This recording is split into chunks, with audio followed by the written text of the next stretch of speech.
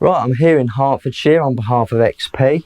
I'm speaking to Phil Kirk, who's had a fantastic find.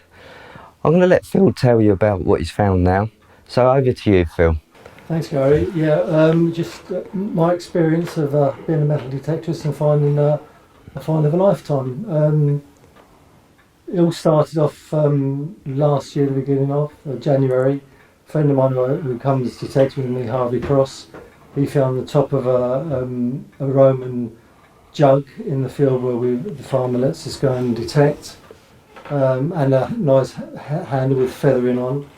On this particular area, we went there and we done a lot of detecting to try and find the remains of the jug, the bottom half, and if anything else was there.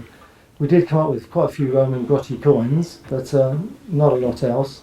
In October of last year, I was out on my own. I'd decided I'd do a bit of detecting. The wife never knew she was going out somewhere, so I popped the detector in my car and I thought I'll just go and try this field again. And after a morning moseying round, I got 2 or 3 Roman grotty coins. With the old Deus, I was going along and I got a really beautiful signal 97, which is a signal which is normally ploughshares or something like that. But I hadn't had a lot of decent signals all morning, so I decided to dig it. Digging down, it just kept a constant 97, so I then come across, which I thought was either the top of an old oil filter off a car, as you find often these bits and pieces of cars and all sorts in fields, which did have a nice green patina on. But I dug down, and as I dug down I found out it was this bronze jug, which I instantly knew was Roman.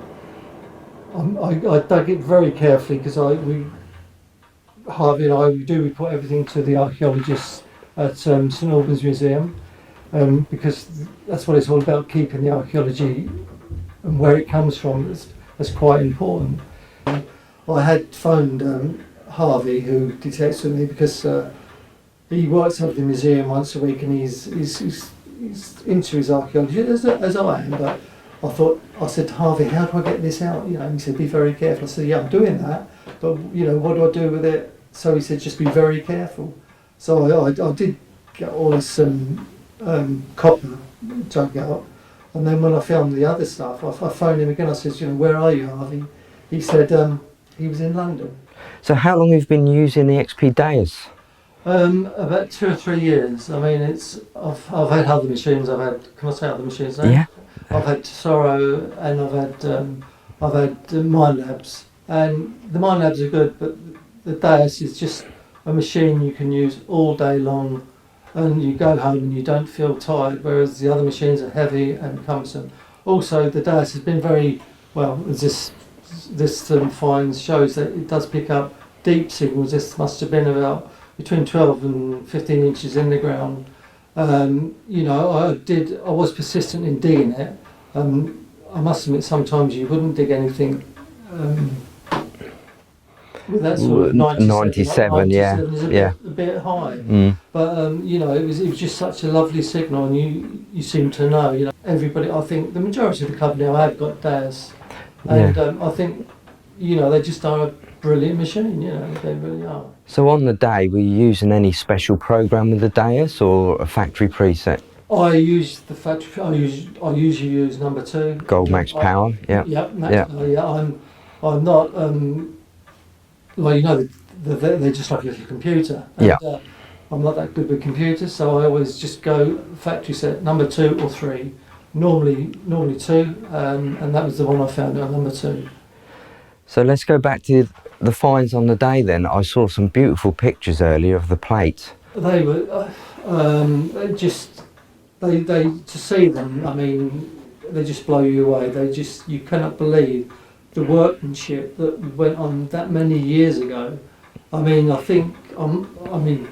don't quote me on this, but I think they started, I think in the 1800s, doing Millefiori again in Italy, and this is Millefiori 1800 years ago.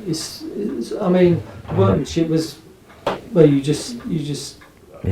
got to see them to believe them. Yeah, even to put your initials or your markings on the bottom on the bottom of the bottles. Yeah. The maker's mark on the bottom, which is, everything is quite unique, and what's come up hopefully will help the archaeologists and the historians to paint a picture of this person.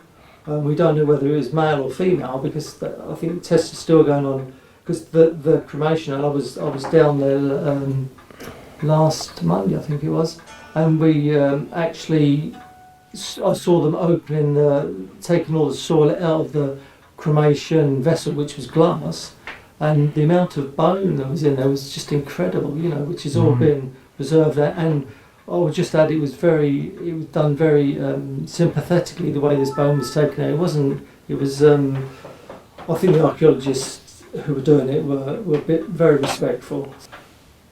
1800 years ago, this was a funeral. You'd have people around there being upset and crying, and it all sort of brings it home that life hasn't changed a great deal in that respect. If you know, we're still sorry when people pass on. Sure, yeah. I would add one thing.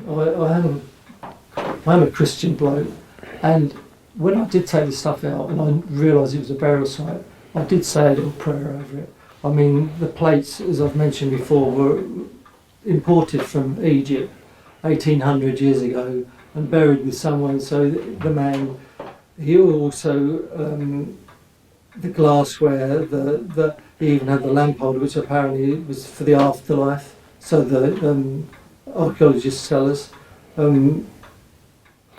There's some unique sort of patinas on the patinas on the stuff that was found on all the metalwork was absolutely lovely. I mean, even on the edge, the corners of the boxes, which would have had all these bits and pieces in, were just a lovely patina. And even the coins had a bit of a patina on, you know, or one did, the Cistercius. It was just, as I say, I mean, the archaeologist says, a very high status burial. It was rare to see the glass bottles which were square rather than round. Absolutely, and, you know, and I mean, they all, like the experts have said, that they almost went down in scale. You know, you had a rectangular and square ones which went smaller. It was almost like a set, you know, which was to be buried with someone is, well, I mean, it just showed he must have been, as I say, very high status. And very high status and wealthy. Also, I mean, which is quite, I don't know if it's unique or what, but they even found his hobnail boots in there, or the remains of his hobnail boots, or sandals, hobnail boots, whatever they would be called. They had the nails, and they even had 2 iron buckles, and which to me is quite something, that iron buckles can survive that length of time, because normally iron, you know, is produced in this modern age, doesn't last 5 minutes. No. But you know, to be that length of time in the ground and to survive, I mean, it's incredible. I was quite fascinated to see some of the workings. For example, there was one, I don't know whether it was the pot handle. It looked like a World War I soldier. Yes, he was. It was off the big pot I first found, off the sort of urn shape. Have you got any feedback on that yet, as to what it is? It's clearly Roman, but it just looks so much like a World War I soldier. Was it a man working in the field? It looked like a man pulling a rope. I don't know. You until it's all been cleaned up properly by the conservators. I'm sure the detail will come out then. But you can sort of make your own mind up at the moment. But the handles were just beautiful on both jugs. I mean, it's just, you can't believe the workmanship. Oh, and on the patera as well. They're just, you just can't believe the workmanship that went into it.